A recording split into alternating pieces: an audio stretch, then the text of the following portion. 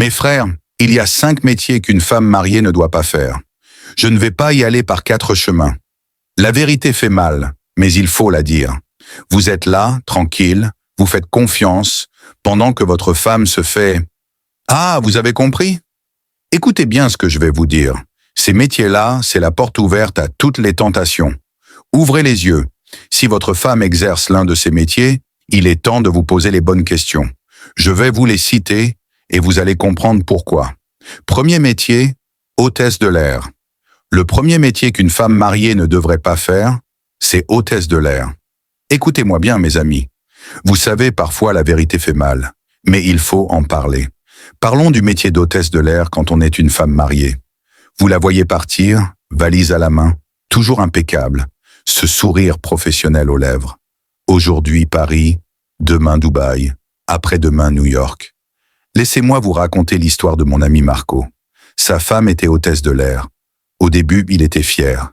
Il se vantait même. Ma femme voyage, elle voit le monde. Mais peu à peu, le doute s'est installé.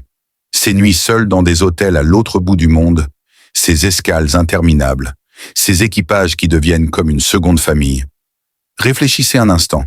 Une femme mariée qui passe plus de temps dans les airs qu'auprès de son mari, qui partage son quotidien avec des inconnus plutôt qu'avec sa famille.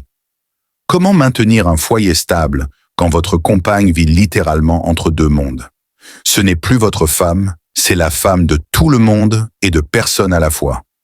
Je ne parle même pas des tentations, ces soirées d'escale, ces moments de solitude dans des villes étrangères. Qui peut vraiment résister éternellement?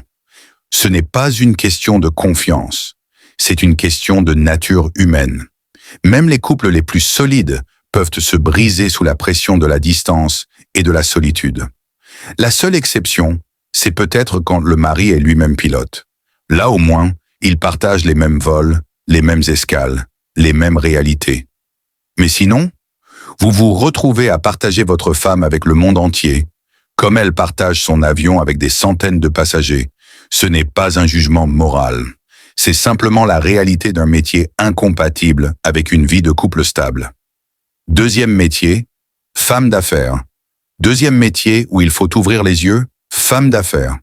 Mes frères, on va parler d'un sujet qui fait mal, mais qui est réel, la femme d'affaires mariée. Vous savez, ces femmes qui voyagent constamment pour leur business, qui sont toujours entre 2 avions, entre Dubaï et Paris, entre Londres et Conakry. Laissez-moi vous raconter l'histoire de mon cousin Fernando. Sa femme était une brillante femme d'affaires. Au début, il était fier. Ma femme est une boss lady. Elle ramène de l'argent à la maison. Mais petit à petit, les choses ont changé. Elle rentrait tard, toujours fatiguée, toujours au téléphone avec ses partenaires d'affaires. Vous voyez ces femmes-là? Elles reviennent à la maison épuisées, vous demandent un massage. Et quand vous voulez votre droit conjugal, c'est toujours la même chanson. Je suis fatiguée, chérie. Comprends-moi. Mais la vraie question est, fatiguée de quoi ou de qui? Dans ce monde des affaires, rien n'est gratuit. Ces contrats qui tombent comme par magie, ces partenariats qui rapportent gros, vous pensez vraiment que c'est juste grâce à son talent en négociation? Ces voyages d'affaires, ces dîners tardifs avec les clients, ces nuits à l'hôtel pour finaliser les contrats. J'ai vu des hommes fiers compter l'argent que leurs femmes ramènent sans se poser de questions.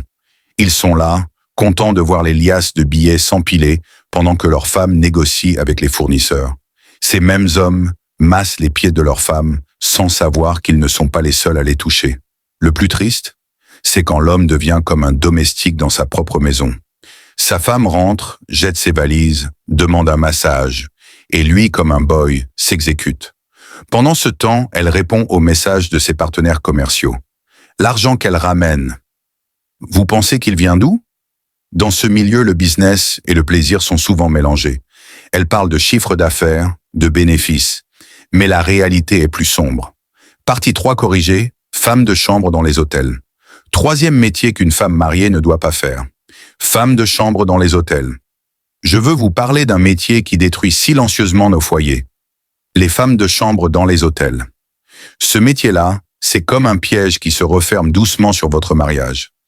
Tenez, laissez-moi vous raconter ce qui est arrivé à mon ami Yukens. Sa femme a commencé comme femme de chambre dans un grand hôtel. Au début, tout semblait normal.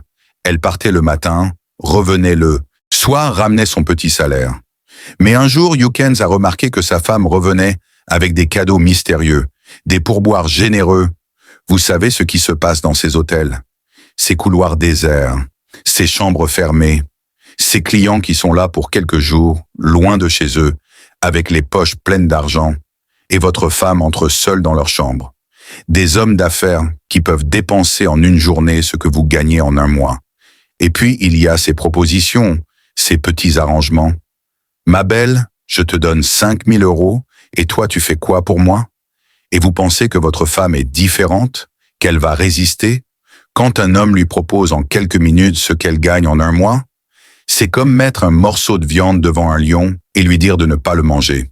Les tentations sont là, tous les jours, toutes les heures. Chaque fois qu'elle ouvre une porte, c'est une nouvelle opportunité de trahison. Je connais des frères qui me disent « Mais elle ramène de l'argent à la maison ». Je leur demande « À quel prix ?» Cet argent-là, il est sale, mes frères. Il sent la trahison. Il sent la honte. Pendant que vous êtes au travail, en train de suer pour gagner honnêtement votre vie, votre femme arrange les clients de l'hôtel. Vous voulez un conseil? Si votre femme fait ce métier, dites-lui de changer, qu'elle aille travailler dans une crèche avec des enfants. Là-bas au moins, tout est transparent, tout est clair. Ou bien trouvez-lui un autre travail. Mais sortez-la de cet environnement, parce que chaque jour qu'elle passe dans cet hôtel, c'est un jour où votre dignité d'homme est mise à l'épreuve. Chaque chambre qu'elle nettoie peut devenir le lieu de votre déshonneur. Et vous, vous êtes là, fiers de dire que votre femme travaille dans un grand hôtel. Mes frères, l'argent ne fait pas tout. Mieux vaut manger peu, mais dormir en paix que d'avoir le ventre plein et l'honneur vide. Une femme mariée n'a pas sa place dans les couloirs d'un hôtel, à moins que vous ne vouliez partager votre femme avec les clients. 4e métier, aide à domicile de nuit. Le métier qui détruit les foyers en silence. Mes frères, ce que je vais vous dire maintenant, c'est peut-être la partie la plus choquante. Mais ouvrez bien vos oreilles, parce que c'est la vérité brute. Le 4e métier qu'une femme mariée ne devrait pas faire, c'est aide à domicile, surtout de nuit. À première vue, ça paraît noble. Elle aide les personnes âgées, elle fait du bien, elle soulage les familles. Oui, en théorie. Mais en pratique, ce métier-là est une porte ouverte à toutes les dérives, surtout quand ça se passe la nuit. Je vais vous raconter l'histoire de Mamadou, un frère du quartier, marié depuis 10 ans. Sa femme lui dit un jour « Chérie, j'ai trouvé un boulot d'aide à domicile de nuit. C'est mieux payé, on pourra améliorer notre vie. » Lui, naïf, accepte. Il est de même fier. Ma femme travaille dur, elle est courageuse. Mais mes frères, la nuit, les démons se réveillent. Qui va soupçonner une femme qui part bien habillée, sac à main sur l'épaule, en disant « Je vais m'occuper d'une mamie ». Personne. C'est l'alibi parfait. Mais pendant que vous dormez seul dans votre lit, en pensant qu'elle soigne des personnes âgées, elle soigne autre chose. Et pas des vieux. Un soir, Mamadou sort avec un ami célibataire. Il passe dans un quartier un peu chaud. Et là, il voit sa propre femme, en mini-jupe, talons hauts, maquillée comme jamais. Pas de mamie en vue. Elle ne sait pas qu'il est là. Il la suit discrètement, la voit entrer dans un appartement. Il frappe, entre... La vérité le frappe en plein cœur.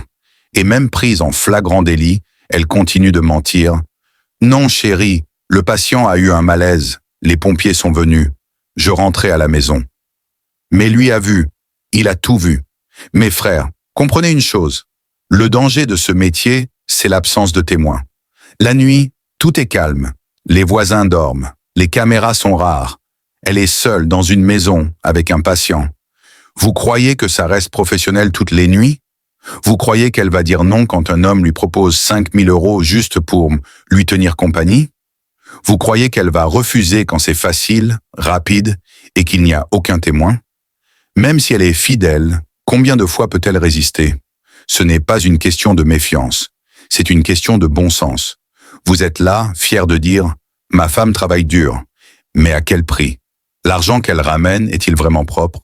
Peut-on dormir tranquille quand on ne sait pas ce qu'elle fait réellement la nuit? Je vous le dis avec le cœur, mes frères. Une femme mariée n'a pas sa place dans ce genre de métier de nuit. Ce n'est pas une attaque, c'est un appel à la sagesse. Si votre femme fait ce travail, surtout de nuit, parlez-lui. Aidez-la à trouver autre chose. Mieux vaut un petit salaire honnête qu'un gros salaire qui sent la trahison. Ce métier d'aide à domicile de nuit semble noble en apparence, mais dans certains cas, il devient un terrain fertile pour l'infidélité, les mensonges et la destruction du foyer. 5. Le travail de nuit à l'hôpital, quand le couple devient un fantôme. Mes frères, le 5e et dernier métier dont je vais vous parler aujourd'hui, c'est un métier que beaucoup respectent.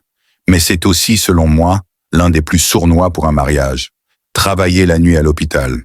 Je sais, vous allez dire, mais c'est noble, elle sauve des vies, elle s'occupe des malades. Je ne remets pas en question la valeur du métier. Ce que je vous dis, c'est que travailler la nuit dans un hôpital quand on est une femme mariée, c'est dangereux pour le foyer. Écoutez l'histoire de mon ami Amazan. Sa femme est infirmière de nuit dans un grand hôpital. Au début, il était fier. Ma femme est une héroïne. Elle soigne les gens. Mais rapidement, sa vie a changé. Il vit comme un célibataire marié. Elle dort quand il est réveillé. Elle travaille quand il dort. Ils se croisent à peine. Le matin, elle rentre, épuisée. Elle se couche. Lui part au travail. Le soir, il revient. Elle repart. Même les week-ends, elle est souvent de garde. Et quand il essaie de passer du temps avec elle, elle dit toujours « Je suis fatiguée. J'ai eu une garde difficile. » Mais mes frères, ouvrez les yeux. Fatigués de quoi? Ou de qui? Vous savez ce qui se passe dans ces hôpitaux la nuit? Ces longues heures silencieuses, ces salles de garde isolées, ces couloirs sombres, les pauses café avec les collègues, les petits moments de détente. Entre collègues, ils ont un mot pour ça. Les gardes coquines. Oui, mes frères, ça existe. Des moments volés dans les vestiaires. Des histoires entre infirmières et médecins, entre aides-soignantes et ambulanciers. Parce qu'à force de passer les nuits ensemble, à force de se soutenir dans les urgences, les frontières se brouillent. Et pendant que vous dormez seul à la maison, en pensant qu'elle soigne des malades, quelqu'un d'autre prend soin d'elle, si vous voyez ce que je veux dire. Je ne dis pas que toutes les femmes qui travaillent en la nuit trompent leur mari. Ce serait injuste.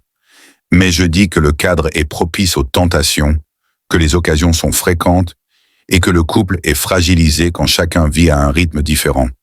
Pire encore, certains maris deviennent invisibles dans leur propre foyer. Le lit est froid, la maison est vide. Et quand elle est là, elle dort. Toi, tu veux discuter? Elle est fatiguée.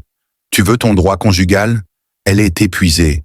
Mais bizarrement, pendant la nuit, au travail, elle a de l'énergie pour parler, rigoler, travailler main dans la main avec ses collègues masculins. Pose-toi les bonnes questions, mon frère. Est-ce que tu vis encore un vrai mariage? Ou est-ce que tu vis une illusion, un couple en pointillé?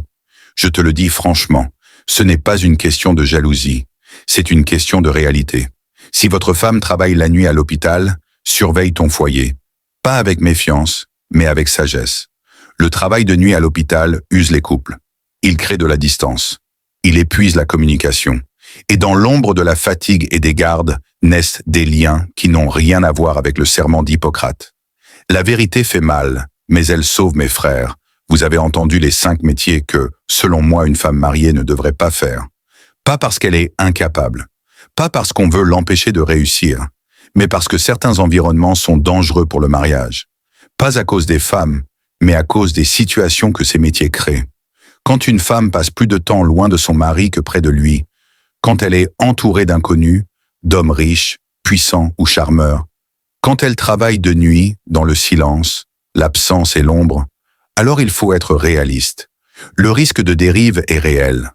Pas pour tout, c'est vrai, mais pour beaucoup plus qu'on ne l'imagine. Les foyers ne se détruisent pas d'un coup, ils se détruisent petit à petit, par des absences, par des silences, par des routines où chacun vit de son côté. Et au final, on se retrouve sous le même toit, mais plus dans le même couple. Je ne vous dis pas de surveiller votre femme comme une prisonnière. Je vous dis d'ouvrir les yeux, d'être un homme conscient, pas un mari naïf. Tu entends que ta femme travaille toujours de nuit, qu'elle voyage seule, qu'elle est épuisée mais toujours disponible pour les autres? Pose-toi des questions. Parce que ce n'est pas seulement une question de fidélité, c'est une question de présence, de priorité, de respect du foyer. Mes frères, vous avez le droit d'aimer votre femme, de lui faire confiance. Mais vous avez aussi le devoir de protéger votre mariage. Et parfois, protéger le couple, c'est mettre des limites, même si ça dérange. Mieux vaut perdre un bon salaire que perdre une bonne épouse. Mieux vaut une femme qui dort à vos côtés chaque nuit qu'une femme que le monde partage pendant vos absences. Mieux vaut un foyer simple et solide qu'un foyer moderne et vide. Un dernier mot. La vérité dérange, mais elle libère. Je sais que ce que j'ai dit est dur à entendre. Certains vont me critiquer. D'autres vont m'insulter. Mais ce n'est pas grave. Moi, je parle à ceux qui veulent protéger leur maison, pas à ceux qui préfèrent m'en fermer les yeux. Si tu n'es pas d'accord, commente. Dis ton point de vue, mais viens avec des arguments. Si tu es d'accord, partage. Parce qu'il y a trop d'hommes qui vivent dans l'illusion. Abonne-toi si tu veux plus de contenu qui dit les vraies choses, sans filtre. Ici, on ne fait pas dans le cinéma. Ici, c'est la chaîne de la vérité pure.